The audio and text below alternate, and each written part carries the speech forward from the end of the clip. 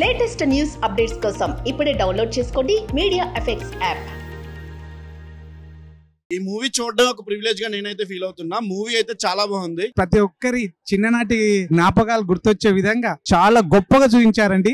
Extraordinary film, ప్రతి family చూడవలసిన cinema. Excellent film. ఈ సినిమా నాకు మరొక విశ్వనాథ్ గారు కనిపించారు. అంత చక్కగా అద్భుతంగా అనిపించింది సార్. నేను చిన్న ప్రాయంలో బడిపంతుల సినిమా చూసిన తర్వాత ఫిల్మ్ నాకు ఇది బాగా నచ్చింది.